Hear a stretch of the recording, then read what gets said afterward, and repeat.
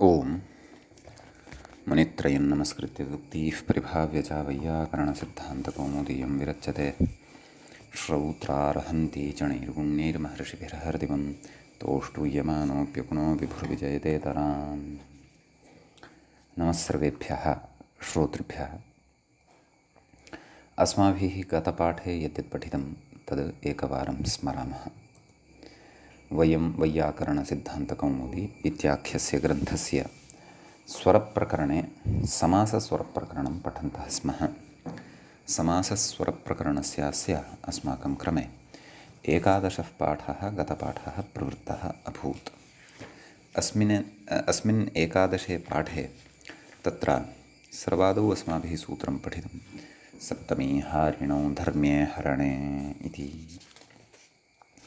अस्य सप्तम्यन्तं हारिवाची च आद्युदात्तं धर्म्ये परे इति अर्थः दृष्टः। देवं यः स्वीकरोति सः हारी इत्युच्यते। क्षन्तव्यः, देयं यः स्वीकरोति सः हारी इत्युच्यते। धर्म्यम् इत्याचारनियतं देयं मुकुटे कार्षापणम् इति उदाहरणं पठितं। हले द्विपदिका इति उदाहरणान्तरं दृष्टम्। अत्र संज्ञायाम् इति समासः भवति। कारनाम्नि च हलादौ इति अलुक् एतेन तत्र अलुक् भवति। कारनाम्नि च प्राचां हलादौ इत्यनेन अलुक् भवति। ततः अन्यानि उदाहरणानि याज्ञिकाश्च वैयाकरणहस्ती इति पठितानि। इति पठिते द्वे उदाहरणे। ततः क्वचिदयमाचारः मुकुटादिषु कार्षापणादिदातव्यं याज्ञिकादीनां पश्वादिरिति। धर्म्ये इति किं स्तम्भे रमः कर्मकरवर्धितकः हरणे किं वाडवहरणं वडवाय अयं वाडवः तस्य बीजनिषेकादुत्तरकालं शरीरपुष्ट्यर्थं यद्दीयते तद्धरणम् इत्युच्यते। परोऽपि कृत्स्वरो हारिस्वरेण बाध्यते इत्यहरण इति निषेधेन ज्ञाप्यते इति विशिष्टः सिद्धान्तः च अत्र पठितः। तेन वाडवहार्यम् इति हारिस्वरः सिद्ध्यति इति च उक्तं। ततः अग्रिमं सूत्रं पठितं युक्ते च इति। युक्तवाचिनि समासे पूर्वम् आद्युदात्तं गोबल्लभः कर्तव्ये तत्पुरो युक्तः इति उदाहरणस्य अर्थोऽपि दृष्टः। ततः विभाषाध्यक्षे इति सूत्रं पठितम्। अध्यक्षशब्दे परतः पूर्वेण यदुक्तं तद् विभाषा विकल्पेन भवति इति। गवाध्यक्षः नाम पूर्वपदस्य आदिरुदात्तः विकल्पेन भवति इति। ततः पापञ्च शिल्पिनी इति अग्रिमं सूत्रं पठितं। तत्र सूत्रस्य अर्थः दृष्टः यत् पाप इति यः शब्दः वर्तते तस्य आद्युदात्तता भवति शिल्पिवाचिनि शब्दस्वरूपे अथवा पदे परतः। पापनापितः उक्तं पापाणके इति प्रद्विदोक्तस्यैव ग्रहणात् षष्ठीसमासे एषा उक्ता व्यवस्था न भवति इति। ततः तत्र गोत्रान्ते वा सीमाणवब्राह्मणेषु क्षेपे इति अग्रिमं सूत्रं पठितम्। तत्र नाम गोत्रादिषु परतः विद्यमानेषु पूर्वपदस्य आदिरुदात्तता भवति। आदिरुदात्तता भवति क्षेपे गम्यमाने निन्दायां गम्यमानायाम्। उदाहरणानि तत्र आदौ पठितं भार्या सौश्रुतः। ततः सुश्रुतापत्यस्य भार्या प्रधानतया क्षेपः नाम निन्दा अत्र एवं गम्यते।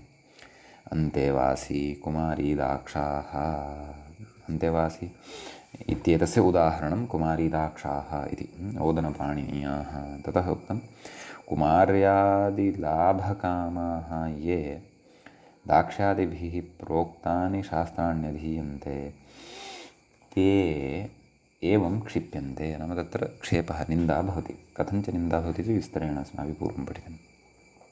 ततः भिक्षामाणवः इति माणवशब्दे परतः उदाहरणं पठितं। तस्य उक्तं भिक्षां लप्सेऽहमिति माणवः इति कृत्वा माणवः जातः अस्ति, न तु माणवस्य वास्तविककार्याणि कर्तुं माणवः जातः अस्ति इति भावः। ततः भयब्राह्मणः, भयेन ब्राह्मणः सम्पद्यते। राजदण्डादिभयेन ब्राह्मणः कश्चन ब्राह्मणोऽपि अब्राह्मणोऽपि सम्पद्यते तादृशसन्दर्भेषु।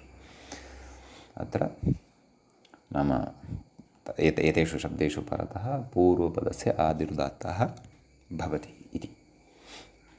ततः गोत्रादिषु किं दासी श्रोत्रियः क्षेपे किं परमब्राह्मणः, इमानि च अत्र उदाहरणानि भवन्ति, प्रत्युदाहरणद्वयं भवति। ततः अग्रिमं सूत्रं पठितम् अङ्गानि मैरेये। मद्यविशेषः मैरेयः, मधुमैरेयः, मधुविकारस्य तस्य मध्वं तस्य सूत्रार्थः दृष्टः। मैरेयशब्दे उत्तरपदे तदर्थारम्भकवाचिनि पूर्वपदानि तदर्थारम्भकवाचीनि पूर्वपदानि आद्यदात्तानि स्युः इति अर्थः पठितः। ततः मद्यविशेष इति मूले उक्तं खलु, मद्यविशेषः मैरेयः। ततः उक्तं सुराव्यतिरिक्तं मद्यं मैरेयमित्यर्थः। ततः अग्रिमं सूत्रं पठितं, नाम अत्र प्रत्युदाहरणानि अपि पठितानि। किम् उदाहरणत्वेन तु मधुमैरेयः इति पठितं, तत्र उक्तं मधुविकारस्य तस्य मध्वङ्गम्। ततः अङ्गानि किं परममैरेयः, भैरेये किं पुष्पासवः इत्येतत् प्रत्युदाहरणद्वयमपि पठितं। ततः भक्ताख्यास्तदर्थेषु इति सूत्रं पठितं। तत्र सूत्रस्य अर्थः दृष्टः यत् तत्र अन्नवाचि पूर्वपदम् आद्युदात्तं स्यात् तदर्थेषु उत्तरपदेषु इति। तर्हि तत्र भक्तं नाम अन्नं भवति। उदाहरणं तु भिक्षाकंसः, नाम भक्तवाचि अपेक्षितं। भिक्षा इति भक्तवाचि भवति, भक्तं नाम अन्नं। तदा भाजीकंसः, भिक्षादयो अन्नविशेषाः, अन्नविशेषार्थे भिक्षादयः शब्दाः प्रवर्तन्ते इति भावः। ततः तत्र भक्ताख्याः किं समासशालयः, समशनं समास इति क्रियामात्रम् अत्र उच्यते इत्युक्तं। क्रियामात्रम् उच्यते। तदर्थेषु किं भिक्षाप्रियः, बहुव्रीहिरयम्, अत्र पूर्वपदम् अन्तोदात्तं। सम्यक्। एवं प्रत्युदाहरणेपि अत्र सूक्ष्मतया विचारः विहितः। ततः गतपाठस्य अन्ते व्याख्यायाः पङ्क्तयः इत्थम् आसन्। तत्र मद्यविशेष इति सुराव्यतिरिक्तं मद्यं मैरेयमित्यर्थः। भक्ताख्या अन्नवाचि पूर्वपदमाद्युदात्तं स्यात् तदर्थेषु उत्तरपदेषु। अत्र बहुवचननिर्देशादेव स्वरूपविधिनिरासे सिद्धे आख्याग्रहणं भक्ष्यविशेषवाचिनां भिक्षादीनां ग्रहणार्थम्, अन्यथा पर्यायाणामेव अन्नादीनां ग्रहणं स्यात्। भिक्षाकंसादयः षष्ठीसमासः, तादर्थे चतुर्थीसमासस्तु न भवति। प्रकृतिविकारे एव तस्य इष्टत्वात्। बहुव्रीहिरिति तत्पुरुषश्चेत् अन्तोदात्तः इति। तत्र एतावत् पर्यन्तं व्याख्याभागं च वयं पठितवन्तः। अयम् अस्माकं क्रमे तत्र 11 पाठः समासस्वरप्रकरणस्य प्रवृत्तः अभूत्। अधुना तावत् समासस्वरप्रकरणस्य अस्य अस्माकं क्रमे 12 पाठः आरब्धः भवति। अग्रिमसूत्रं प्रति व्याख्याता इङ्गितं करोति गोबिडाल। मूले पश्यामश्चेत् गोबिडालसिंहसैन्धवेषूपमाने इति भवति सूत्रं। तत्र गोबिडालसिंहसैन्धवेषु इति सप्तमीविभक्तेः बहुवचनान्तं भवति। उपमाने इति सप्तमीविभक्तेः एकवचनान्तं पदं भवति। ततः प्रकृते तदेव आदिरुदात्तः इति अधिकारः सम्बध्यते। बहुव्रीहौ प्रकृत्या पूर्वपदम् इत्यतः पूर्वपदम् इति अनुवर्तते। सूत्रार्थः द्रष्टव्यः। व्याख्याता कथयति उपमानशब्दे प्रत्येकं सम्बन्धात् एकवचनं। नाम उपमान इति शब्दः गोशब्देनापि सम्बध्यते, बिडालशब्देनापि सम्बध्यते, सिंहशब्देनापि सम्बध्यते, सैन्धवशब्देनापि सम्बध्यते। एषु च इतरेतरयोगद्वन्द्वः वर्तते। गौश्च, बिडालश्च, सिंहश्च, सैन्धवश्च। इतरेतरयोगद्वन्द्वे सप्तमी बहुवचनान्तम् इदं पदम् इत्युक्तमेव। सूत्रार्थं कथयति व्याख्याता। गवादिषु उपमानवाचिषु उत्तरपदेषु पूर्वपदम् आद्युदात्तं स्यात्। ततः गोबिडालः इति उदाह्रियते। तत्र बिडालः गौः इव, एवं खलु इति।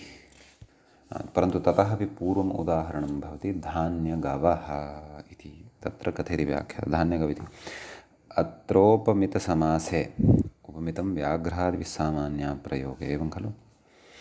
गोरतद्धितलुक् इति टच्, नाम एतेन टच् इति समासान्तः प्रत्ययः भवति, अवादेशः भवति गो ग अव अ गव इति, एवं खलु।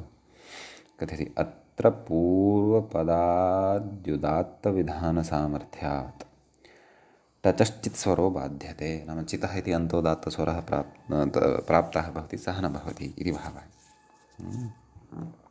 उपमानार्थः यत्रोदाहरणे यथा सम्भवति सः तत्र तथा योजयितव्यः।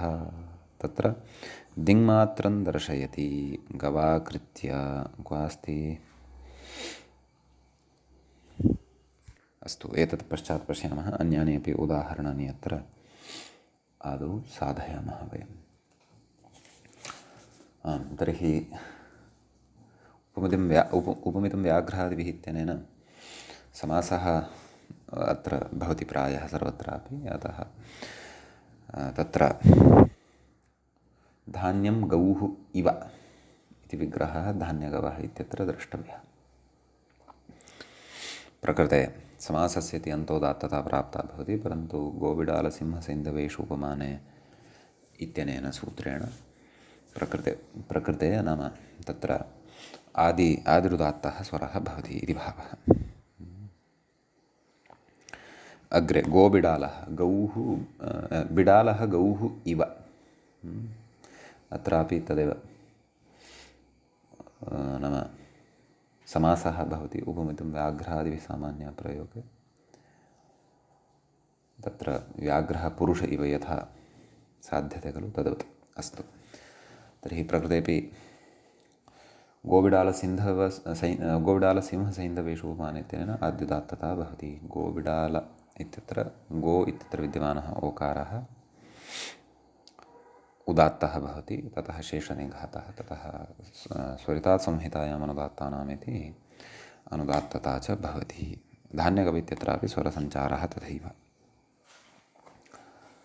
बिडालशब्दपरतः इदम् उदाहरणं दृष्टं। सिंहशब्दपरतः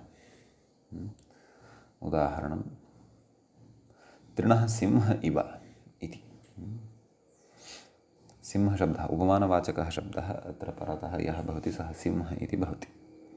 गोबिडालसिंहसैन्धवेषु उपमाने इत्यनेन आद्युदात्तता भवति।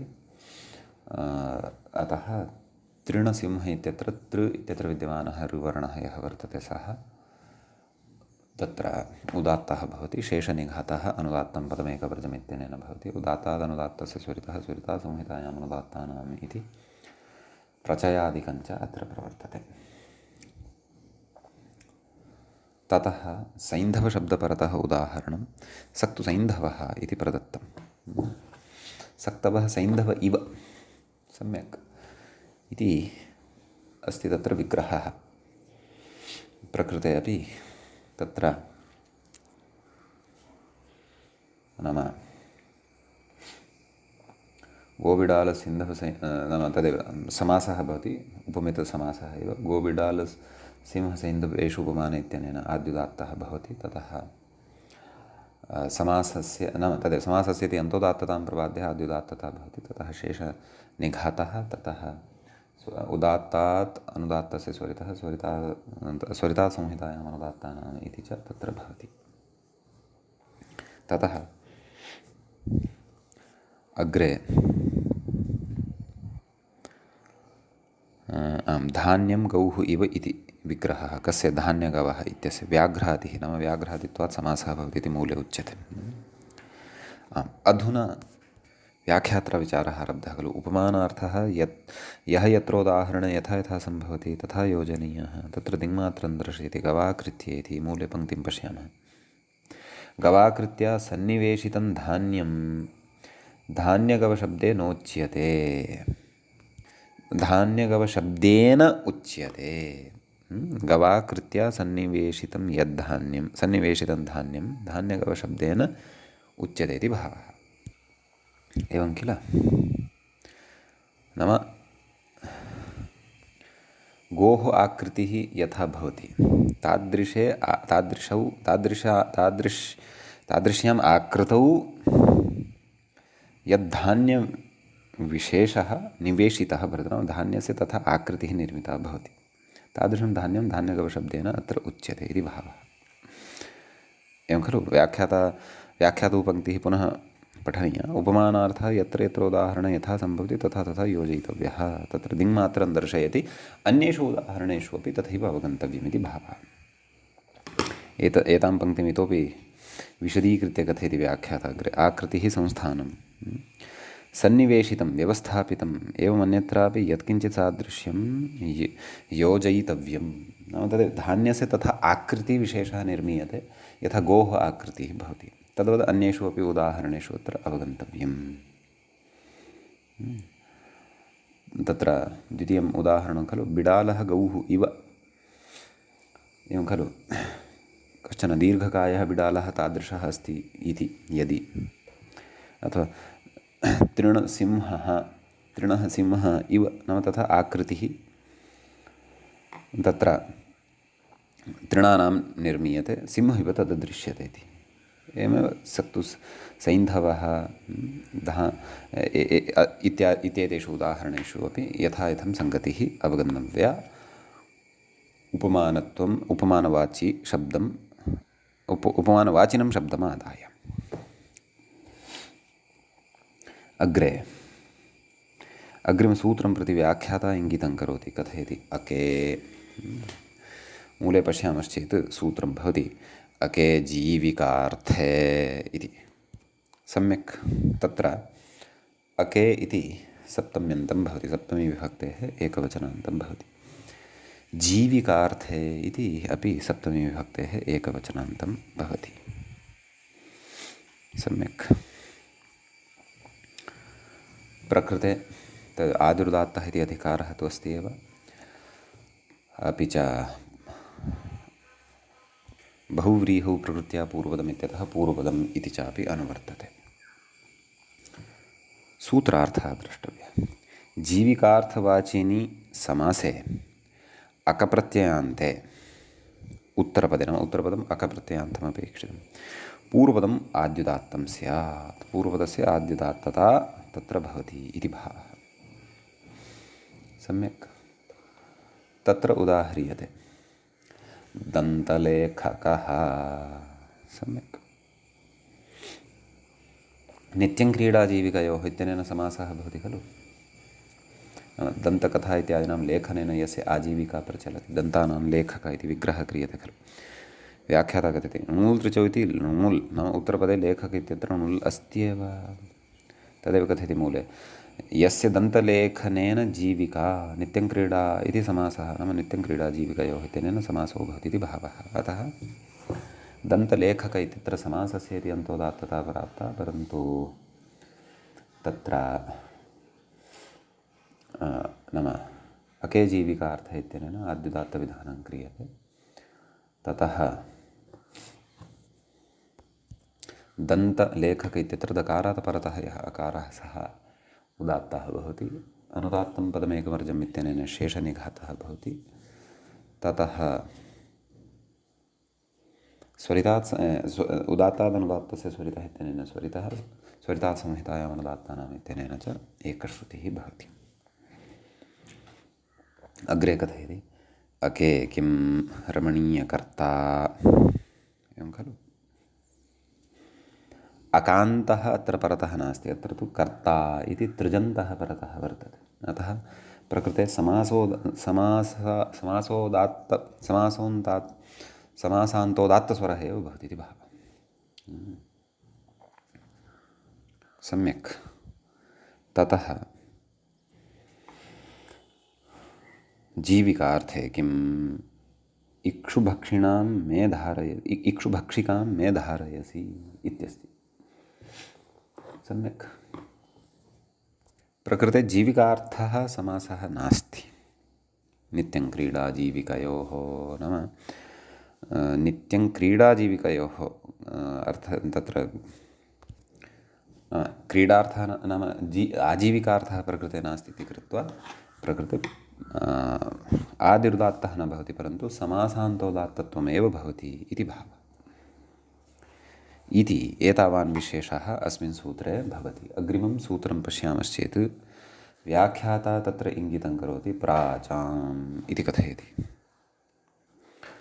मूले पश्यामश्चेत् सूत्रं दृश्यते प्राचां क्रीडायाम् इति। तत्र प्राचाम् इति षष्ठीविभक्तेः बहुवचनान्तं पदं भवति। क्रीडायाम् इति सप्तम्यन्तं सप्तमीविभक्तेः एकवचनान्तं पदं भवति। आदिरुदात्तः इत्यनुवर्तते, अपि च बहुव्रीहौ प्रकृत्या पूर्वपदमित्यतः पूर्वपदमित्यनुवर्तते, अके जीविकार्थ इत्यतः अके इति च अनुवर्तते। मूले सूत्रार्थः द्रष्टव्यः, न ततः पूर्वं व्याख्याता किञ्चित् कथयति। प्राचां क्रीडायाम् इति श्रुतयोः एव अन्वयसम्भवात् मतेन इति अध्याहारो न युज्यते इत्यतः। नाम प्राचां क्रीडायाम् इति श्रुतयोः एव अन्वयसम्भवात् मतेन इत्यध्याहारः न युज्यते। न मतेन इत्यस्य पदस्य अध्याहारः प्रकृते न युज्यते इति तत्राह प्राग्देशवर्तिनां या क्रीडा इति। श्रुतयोरेव नित्यं क्रीडा जीविकयोः इत्यत्र श्रुतयोः अर्थयोः एव अन्वयसम्भवात् मतेन इति, नाम मतेन इत्यस्य अध्याहारस्य अत्र युक्तिः नास्ति इति कथयति। पश्यामः। प्राग्देशवर्तिनां या क्रीडेति मूले प्राग्देशिवाचिनां या क्रीडा तद्वाचिनि समासे अकप्रत्ययान्ते परे पूर्वमुदात्तं स्यात् इति। सम्यक् कथयति। अजीविकार्थमिदं, नाम इदं जीविकार्थं नास्ति, अजीविकार्थं वर्तते। कथयति। उद्दालकपुष्पभञ्जिकेति नित्यं क्रीडाजीविकयोः इति समासः। तर्हि उद्दालकपुष्पभञ्जिका, पुष्पाणां भञ्जिका इति एतादृशः तत्र न अवगमनाय विग्रहः क्रियते। वस्तुतः विग्रहः तु न सम्भवति, कुतः नित्यसमासः इति उक्तत्वात्। ततः तद् समासान्तोदात्तस्वरः प्राप्तः भवति, परन्तु प्रकृतसूत्रेण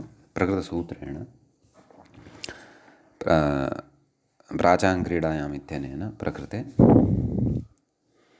आद्युदात्तः भवति। अतः अत्र यः उकारः वर्तते सः उदात्तः भवति। ततः दा इत्यत्र विद्यमानः आकारः तत्र स्वरितः भवति। कुतः? यतः ततः पूर्वम् उदात्तादनुदात्तस्य स्वरितः इति कृतं भवति। अतः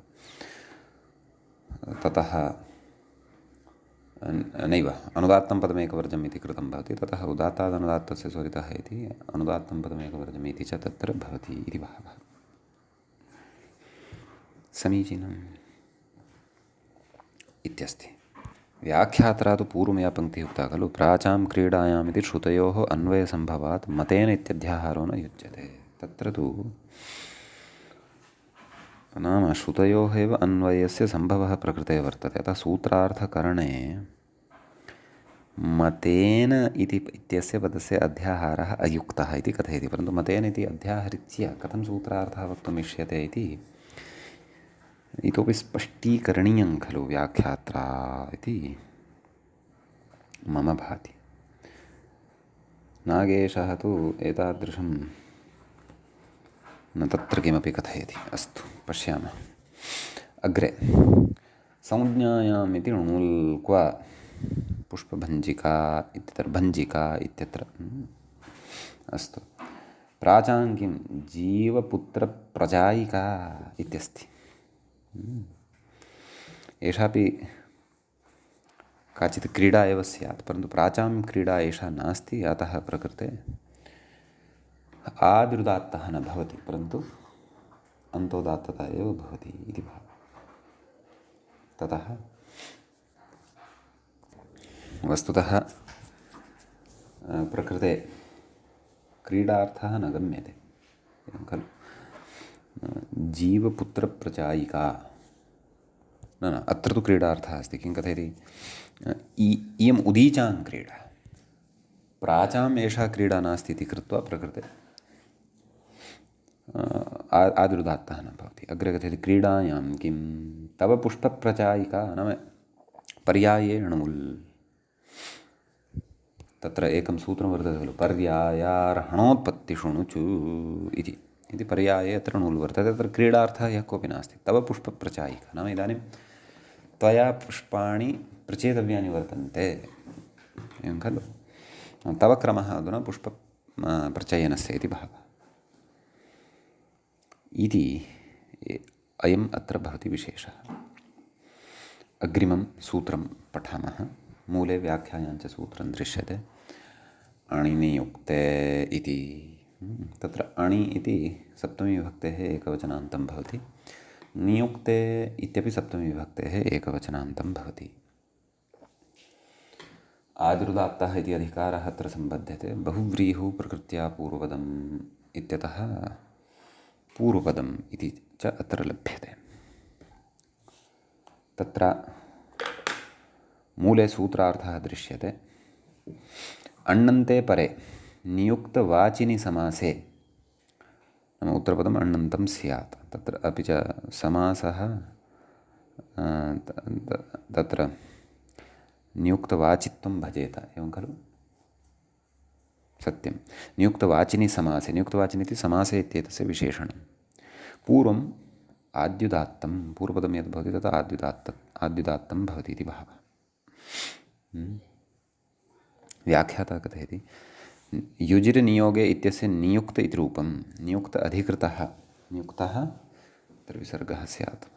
नियुक्तः अधिकृतः सः च कस्मिंश्चित् कर्तव्ये तत्परो न भवति इति नियुक्तः इत्यनेन सिद्ध्यति। नाम तत्परः न भवति, परन्तु नियोज्यते सः, स्वयं तत्र युक्तः न भवति।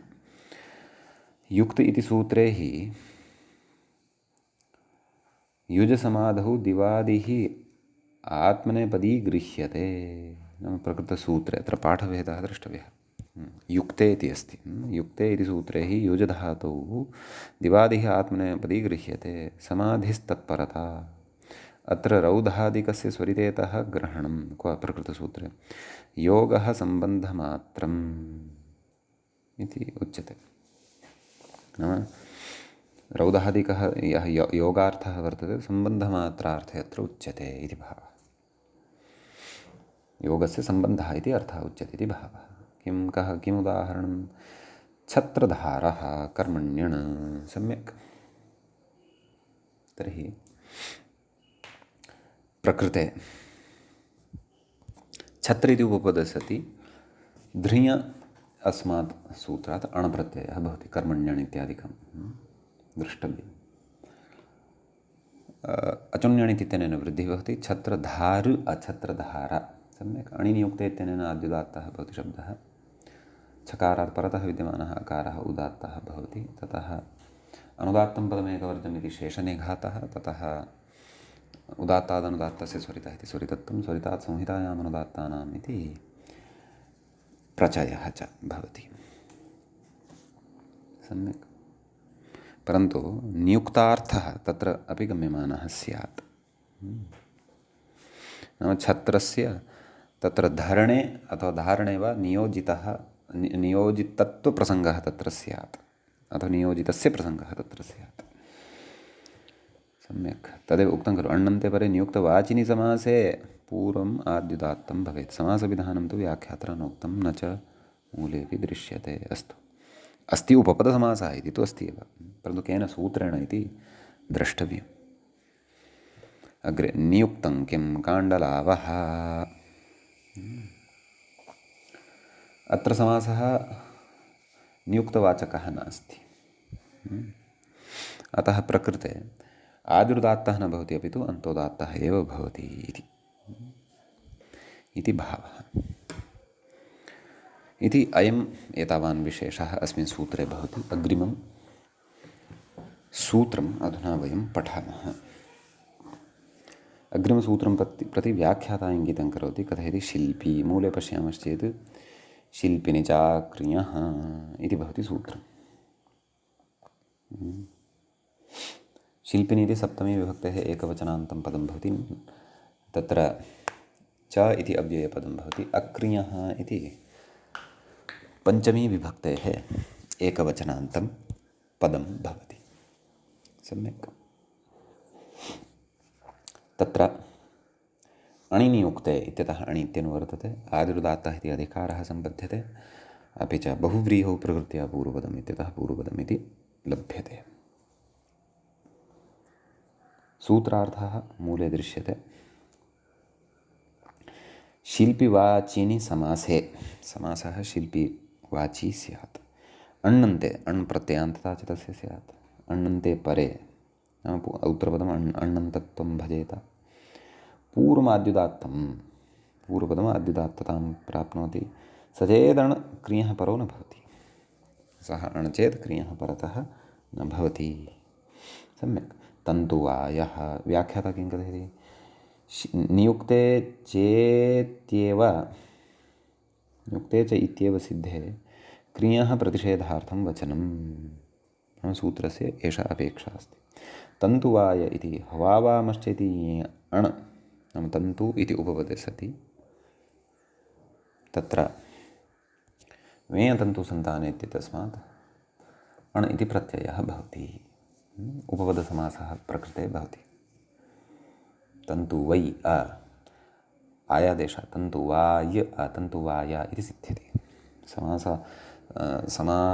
समासान्तोदात्तस्वरः प्राप्तः भवति, परन्तु प्रकृतसूत्रेण पूर्वपदस्य आदिस्वरः एव उदात्तः भवति। ततः अनुदात्तं पदमेकवर्जम्, अपि च उदात्तादनुदात्तस्य स्वरितः स्वरितासंहितायाम् अनुदात्तानाम् इत्यादिकं भवति। इति उदाहरणम् उपस्थाप्य ततः प्रत्युदाहरणं कथयति। शिल्पिनि किं काण्डलावः। गतसूत्रवत् अत्रापि इदं प्रत्युदाहरणं भवति। नाम शिल्पिवाचित्वं समासः अत्र न भजते। सम्यक्। अक्रियः किं कुम्भकारः। प्रकृतशिल्पिवाचित्वम् अस्ति समासस्य, परन्तु अण् क्रियः परतः वर्तते। कुम्भ इति उपपदे सति कृधातोः अण् अत्र भवति। अतः अक्रियः इति प्रतिषेधः प्रकृते नाम आदिरुदात्तः न भवति, अपि तु समासान्तोदात्त एव भवति इति भावः। इति एतावान् विशेषः एतत् सूत्रगतः भवति। व्याख्याता अग्रिमसूत्रं प्रति इङ्गितं करोति। संज्ञायां। मूले पश्यामश्चेत् सूत्रं दृश्यते संज्ञायाञ्च इति खलु। शिल्पिनि संज्ञायाम् इति सप्तम्यन्तं च इति अव्ययं। शिल्पिनि चाक्रियः इत्यतः क्रियः इत्यनुवर्तते। अणिनियुक्ते इत्यतः अणि इति अनुवर्तते। आदिरुदात्तः इति अधिकारः अत्र सम्बध्यते। अपि च बहुव्रीहौ प्रकृत्या पूर्वपदम् इत्यतः पूर्वपदम् इति च सम्बध्यते। सम्यक्। शेषपूरणेन सूत्रम् उच्यते, सूत्रार्थः उच्यते मूले। अण्णन्ते परे। व्याख्यातारं पश्यन्तु। संज्ञायां विषये अण्णन्ते उत्तरपदे पूर्वपदम् आद्युदात्तं स्यात्, सः चेद् अण् क्रियः न भवति इति। एवं खलु। इति सूत्रस्य अर्थः। तन्तुवायो नाम कृमिः इति कश्चन कृमिः भवति, कीटः भवति। अत्र संज्ञा गम्यमाना वर्तते। अतः अण्णन्ते परतः प्रकृते अपि पूर्वपदस्य आदिरुदात्तता भवति इति भावः। संज्ञायां विषये अण्णन्ते उत्तरपदे पूर्वपदम् आद्युदात्तं स्यात्। सम्यक्। अक्रियः इत्येव इत्युच्यते। रथकारो नाम ब्राह्मणः। रथकारः इत्यत्र कृधातोः परतः वर्तते किम्? अण इति। सम्यक् इति अस्ति विषयः। ततः अत एव प्रकृते रथकार इत्यत्र आदिरुदात्तः न भवति, अपि तु समासान्तोदात्तता एव भवति इति भावः। अग्रिमं सूत्रं प्रति व्याख्याता इङ्गितं करोति। कथयति गोतन्ति। मूले पश्यामश्चेत् गोतन्ति यवं पाले इति भवति सूत्रम्। गोतन्ति यवम् इति प्रथमाविभक्तेः एकवचनान्तं भवति। पाले इति सप्तमीविभक्तेः एकवचनान्तं भवति। गौश्च तन्तिश्च यवश्च गौतन्ति यवम्। ततः तत्र पाले इति तु उक्तमेव। बहुव्रीहौ प्रकृत्या पूर्वपदमित्यतः पूर्वपदमित्यनुवर्तते। आद्युदात्तः इति च अधिकारः तत्र सम्पद्यते। सूत्रार्थः द्रष्टव्यः। तत्र गोतन्ति यवशब्दाः आद्युदात्ताः स्युः पालशब्दे परे तावदेव। गोपालः कथयति गाः पालयति इति विग्रहः। तर्हि प्रकृते अपि तद् नाम समासान्तोदात्तता प्राप्ता भवति, परन्तु प्रकृतसूत्रेण आदिरुदात्तता एव भवति। अतः गो इत्यत्र विद्यमानः यः ओकारः सः उदात्तः भवति। ततः शेषनिघातः, ततः स्वरितः, ततः एकश्रुतिः।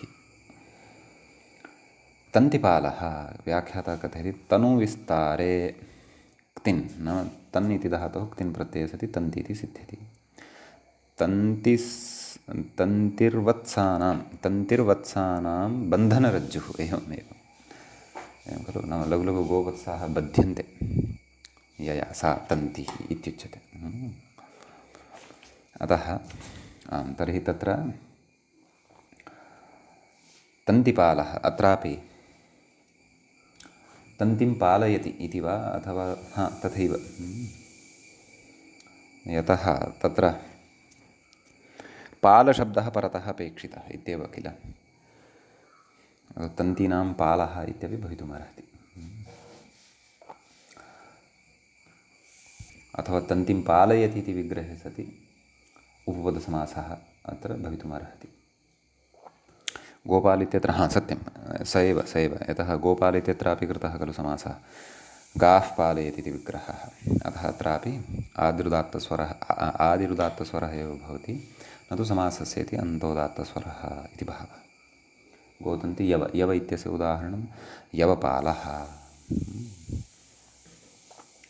यवान् पालयति इति विग्रहे तत्र यवपाल इति जायते, ततः पाल इति शब्दे परतः गोतन्ति यवं पाल इत्यनेन तदेव यकारः य इत्यत्र विद्यमानः स्वरः उदात्तः भवति। ततः शेषनिघातः अनुदात्तं पदमेकवर्जमित्यनेन, ततः स्वरितात् संहितायाम् अनुदात्तानाम् इत्यनेन स्वरितविधानं। ततः नाम तत्र पालः इति उदाहरणं साधयित्वा ततः कथयति अनियुक्तार्थो योगः। एषः योगः अनियुक्तार्थः वर्तते इति। यतः अणिनियुक्ते इत्यतः नियुक्ते इत्यस्य अनुवर्तनम् अस्माभिः दृष्टं खलु, अतः तस्य अत्र सम्बन्धः नास्ति इति। क्वचित् गवां पालनाय अथवा तन्तेः पालनाय यवानां पालनाय वा कोऽपि नियोजितः नास्ति, सः अनियोजितः सन्नेव तत्र पालकः वर्तते इति भावः। गो इति किं वत्सपालः एवं खलु। वत्सान् पालयति इति विग्रहे अत्र गोशब्दः पूर्वपद नाम गो इत्यादिषु अयं वत्सशब्दः नास्ति इति कृत्वा प्रकृते आदिरुदात्तः न भवति, अपि तु अन्तोदात्ततैव भवति इति भावः।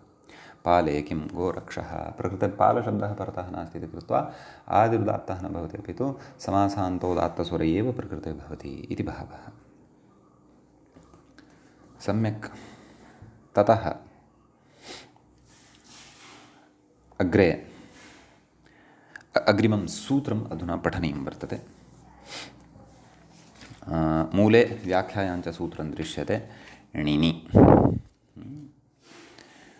णिनि इत्यत्र णिन् इति शब्दस्य सप्तम्यन्तम् एकं पदम् एकवचनान्तं भवति। किं णिनि इति पदं सम्यक् इति अस्ति। ततः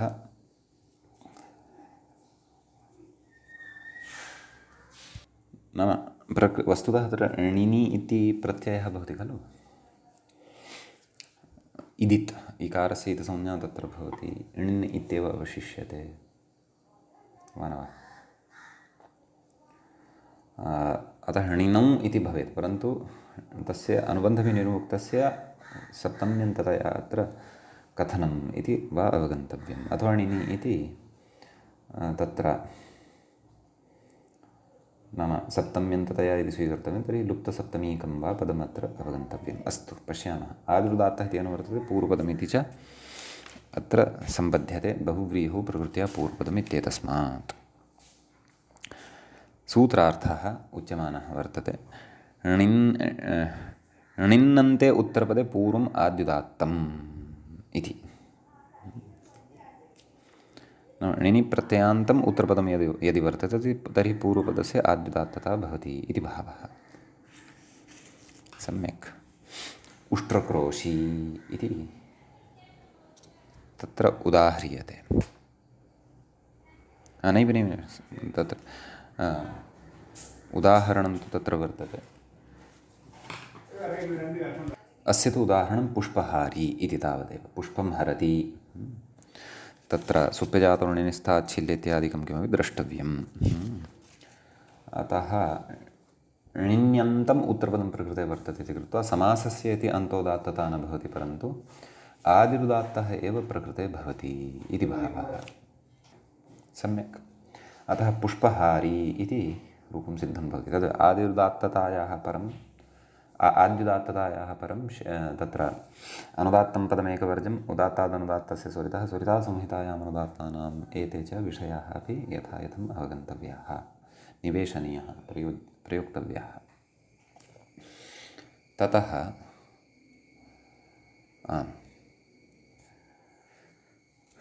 अस्मिन् सूत्रे एतावानेव विशेषः। अग्रिमं सूत्रं पश्यामः। व्याख्याता अग्रिमसूत्रं प्रति इङ्गितं करोति। उपमानम् इति कथयति। मूले पश्यामश्चेत् उपमानं शब्दार्थप्रकृतावेव इत्युच्यते। तत्र उपमानम् इति प्रथमाविभक्तेः एकवचनान्तं भवति। शब्दार्थप्रकृतौ इति सप्तम्यन्तं भवति। एव इति अव्ययपदं भवति। शब्दः अर्थः यस्याः सा शब्दार्थः। शब्दार्थः प्रकृतिः यस्य सः शब्दार्थप्रकृतिः, तस्मिन् शब्दार्थप्रकृतौ। अतः बहुव्रीहि गर्भबहुव्रीहि समासः भवति। णिनिः इति सूत्रं णिनि इति अनुवर्तते, अपि च आदिरुदात्तः इति सम्बध्यते अधिकारत्वात्। बहुव्रीहौ प्रकृत्या पूर्वपदम् इत्यतः पूर्वपदम् इति च अनुवर्तते। सम्यक्। ततः सूत्रार्थः द्रष्टव्यः। तत्र मूले उच्यते उपमानवाची पूर्वपदं णिन्यन्ते परे आद्युदात्तम्। णिन्यन्तम् उत्तरपदं परतः अपेक्षितं, पूर्वपदं तु उपमानवाचकं प्रकृते भवति। सम्यक्। अतः तस्य आद्युदात्तता प्रकृते भवति इति। उष्ट्रक्रोशी इत्यादि व्याख्याता कथयति कर्तर्युपमाने इति णिनिः। नाम उष्ट्र इति उपपदे सति कृशधातोः णिनि प्रत्ययः भवति। समीचीनं। ततः प्रकृते वस्तुतः विग्रहः कथम् अवगन्तव्यः नाम उष्ट्र इव क्रोशति, लघुपदगुणः भवति। तदेव प्रकृते उपमानं शब्दार्थप्रकृतावेव इत्यनेन पूर्वपदस्य आद्युदात्तता भवति। उकारः उदात्तः भवति। ततः अनुदात्तं पदमेकवर्जमिति शेषनिघातः। उदात्तादनुदात्तस्य स्वरितः इति स्वरितः स्वरितासंहितायाम् अनुदात्तानाम् इति एकश्रुतिः अर्थात् प्रचयः च भवति। सम्यक्। अग्रे वर्तते ध्वाङ्क्षरावी इति वर्तते। ध्वांक्षम् इव रौति कर्तर्युपमाने इत्यत्रैव अत्र तत्र णिनिः भवति। उपपदमतिङ् इति समासः तु अस्ति एव। णिनौ परतः रु इत्यत्र वृद्धिः जायते। ध्वांक्ष रौ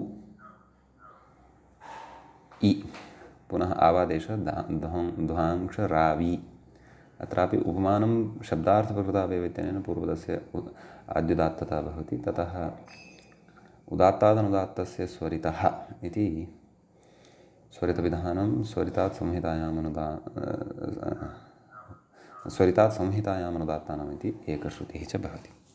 उदात्तादनुदात्तस्य स्वरितः इत्यतः पूर्वम् अनुदात्तं पदमेकवर्जम् इति शेषनिघातः अपि द्रष्टव्यः, कर्तव्यः इति भावः। सम्यक्। ततः व्याख्याताग्रे कथयति शब्दार्थाकृतौ सूत्रे किमुक्तं शब्दार्थप्रकृतौ किमिति।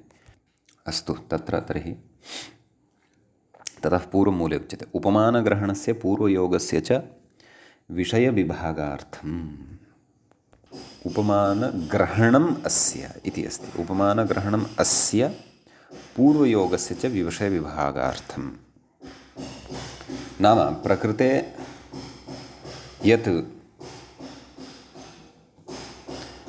सूत्रारम्भः कुतः वर्तते नाम उपमानग्रहणम् अस्य नाम एतत् सूत्रं यद् वर्तते पूर्वयोगस्य णिनि च इति यत् सूत्रं वर्तते तयोः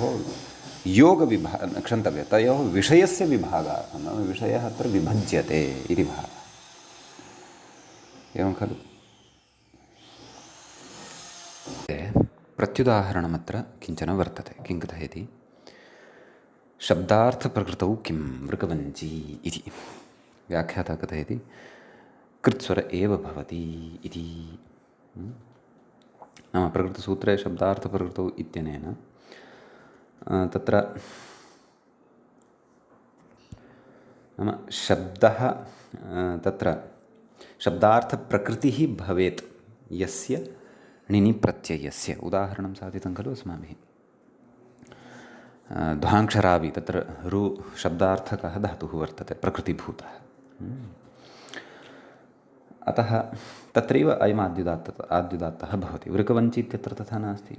णिनि धातोः प्रकृतिः या तत्र वर्तते वञ्चि इति धातुः सा शब्दार्थप्रकृतिः नास्ति इति कृत्वा आद्युदात्तः न भवति, परन्तु समासान्तः एव भवति इति अत्र कथनस्य अभिप्रायः अयं भवति। समीचीनं। ततः अग्रे कथयति प्रकृतिग्रहणं किं? प्रकृतिरेव यत्रोपसर्गनिरपेक्षा शब्दार्थः तत्रैव यथा स्यात् इहमाभूत् गर्दभोच्चारी। नाम प्रकृतिग्रहणं किम् इति पृष्ट्वा उक्तं खलु प्रकृतिरेव यत्र उपसर्गनिरपेक्षा शब्दार्थः नाम शुद्धा धातुरूपा प्रकृतिः यत्र उपसर्गनिरपेक्षा नाम उपसर्गस्य अपेक्षाम् अकृत्वा धातुरूपा शुद्धा एव प्रकृतिः यत्र शब्दार्थप्रकृतिः भवति। यथा ध्वांक्षरावि इत्यत्र दृष्टमेव। तत्र रुधातुः विना उपसर्गम् अपि तत्र शब्दार्थकत्वं भजते, तस्य अर्थप्रसिद्धिः वर्तते। तत्रैव यथा स्यात्, तत्रैव अयम् आद्युदात्तः यथा स्यात् तदर्थम्। इहमाभूत् अग्रे कथयति गर्दभोच्चारी। अत्र उच्चारी इति उत्तरपदं यद् वर्तते तत्र उद् इति उपसर्गपूर्वकात् चरधातोः णिनि प्रत्ययः कृतः वर्तते। तत्र शब्दार्थत्वम् उपसर्गबलात् आगच्छति, उपसर्गस्य कारणात् आगच्छति। यदि तत्र उद् इति उपसर्गः न योज्येत तर्हि चरधातोः तु शब्दार्थकत्वं नास्ति खलु, तस्य तु गत्यर्थकः वा भक्षणार्थको वा भवति। सम्यक्। अतः प्रकृते न भवति। अत्र व्याख्याता किं कथयति इति पश्यामः। आम् असति प्रकृतिग्रहणे शब्दार्थात् परो णिनिः तदन्ते उत्तरपदे इत्यर्थो विज्ञायेत यदि प्रकृतिग्रहणं न क्रियेत। तथा च यत्रापि धातूपसर्गसमुदायात् शब्दार्थात् परो णिनिः तत्रापि स्यात्। कृतग्रहणे गतिकारकपूर्वस्यापि ग्रहणमिति परिभाषया णिन्नन्तोत्तरपदत्व अनपायात्। प्रकृतिग्रहणे तु न भवति। योऽत्र धातुः नासौ शब्दार्थः, यश्च शब्दार्थो धातुपसर्गसमुदायो न ततो निर्विहितः इति भावः। एवं किं शब्दार्थप्रकृतौ उपमानम् एव इत्येवं नियमो मा भूत्। एव किं नाम एव ग्रहणं कुतः कृतः वर्तते? क्व सूत्रे अस्ति खलु, उपमानं शब्दार्थप्रकृतावेव। शब्दार्थप्रकृतौ उपमानम् इत्येव नियमः मा भूत्, एवं खलु। इत्येतदर्थम् एव ग्रहणं कृतं वर्तते इति व्याख्याता कथयति। यद्यपि एव ग्रहणस्य तलकृत्यं मूले नास्ति।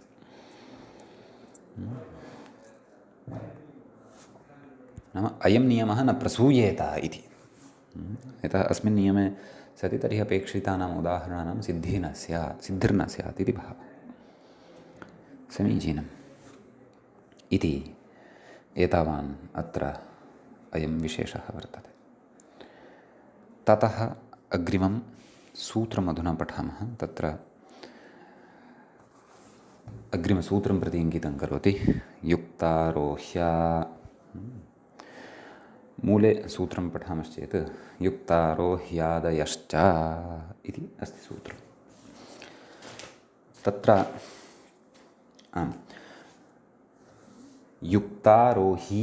युक्तारोह्यादयः इति तत्र प्रथमाविभक्तेः बहुवचनान्तं पदं भवति। तत्र युक्तारोही आदिः येषां ते युक्तारोह्यादयः प्रथमाविभक्तेः एकवचनान्तं भवति। च इति अव्ययपदं भवति। आदिरुदात्तः इत्यनुवर्तते।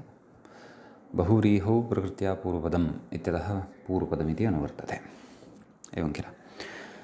सूत्रार्थः द्रष्टव्यः। युक्तारोह्यादयः समासाः आद्युदात्ताः स्युः इति। आद्युदात्तत्वं भजन्ते इति। युक्तारोह्यादिगणे के शब्दाः भवन्ति तान् शब्दान् एकवारं पठामः। युक्तारोही, आनतरोही, आगतयोधी, आगतवञ्ची, आगतनन्दी, आगतप्रहारी, आगतमस्त्यः, क्षीरहोता, भगिनीभर्ता, ग्रामगोधुकु, अश्वत्रिरात्रः, गर्गत्रिरात्रः, व्युष्टत्रिरात्रः, गणपादः, एकशितिपाद।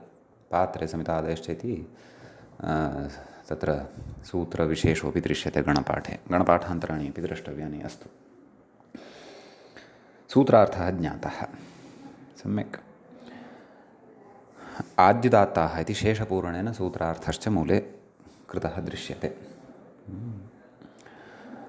तर्हि तत्र व्याख्याता किं कथयति इति पश्यामः। अत्र णिनीत्येव सिद्धे पूर्वोत्तरपदनियमार्थं सूत्रम्। एवं खलु। यत्र युक्तादीन्येव पूर्वपदानि, एवं खलु, आरोह्यादीन्येव उत्तरपदानि, तत्रैव यथा स्यात् अन्यत्र न स्यात् इत्येवमर्थम्। सम्यक्। एतदर्थं सूत्रम् अस्ति इति भावः। युक्तारोही इति अस्ति। युक्तम् आरोहति तच्छीलं णिनि प्रत्ययः भवति ताच्छीलार्थकः णिनि। एवं खलु। वृद्ध्यादिकं कृत्वा गुणः लघुपदगुणः भवति। युक्तारोही इति भवति। सम्यक्। ततः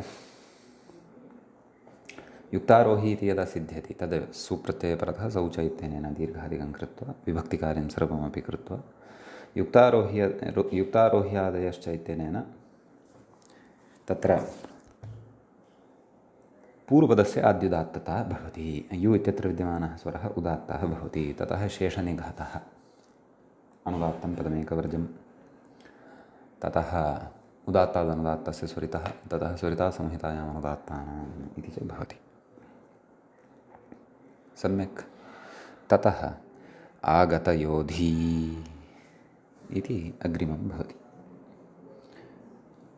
तत्र एवम् अत्रापि आगत इति पूर्वपदे युद्धधातुः णिनि प्रत्यये सति आगतयोधी इति सिद्ध्यति। आगत